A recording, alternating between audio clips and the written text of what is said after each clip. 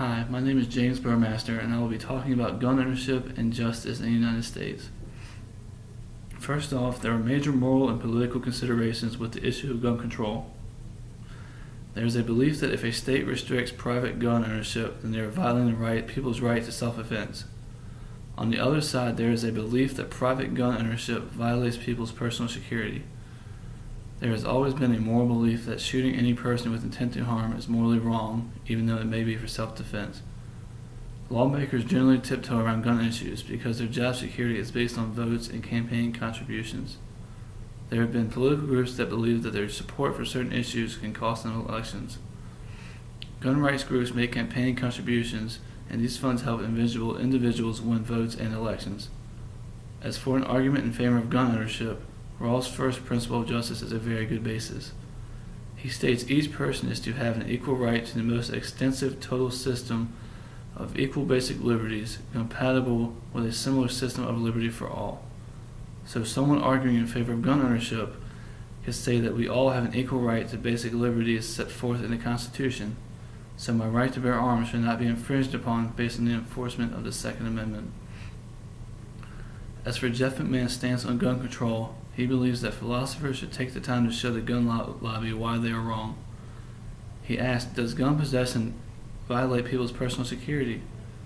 McMahan believes that depriving people of certain rights to reduce negative effects of that right is just. There is the argument that gun ownership is a prisoner's dilemma, but he is unsure if that is true. McMahan does not own a gun just because he does not want to be an accessory of someone's wrongdoing if they take his gun from him and do harm. Guns are never acceptable means to solve a disagreement. McMahan's central argument is that people who advocate for gun ownership bear some responsibility for the mass killings that occur. Gun owners would rather they and criminals have access to guns rather than no one at all. I disagree with McMahan on the major parts of his argument. I believe that just because you eliminate gun ownership does not mean that criminals will not acquire them. There are already overwhelming numbers of guns available in the United States, and how would you eliminate that supply?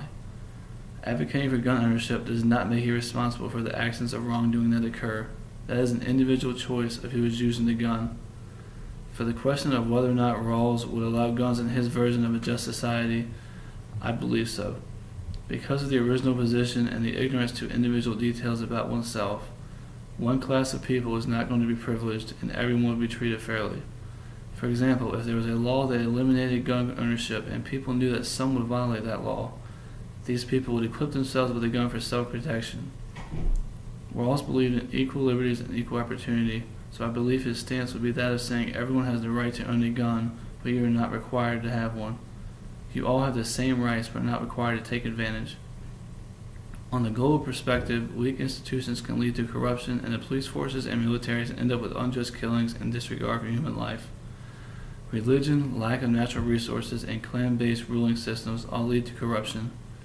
Because there are so many causes for corruption on the global scale, gun ownership should be less accepted in certain countries. Countries who have very high corruption rates and kill people because of who they are or who is in control should not have access to guns.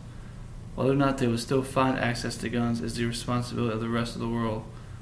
Some countries can own guns without any negative effects, but other countries own guns and have negative effects just because of that right. Restricting ownership on the global scale is the only way to help limit this.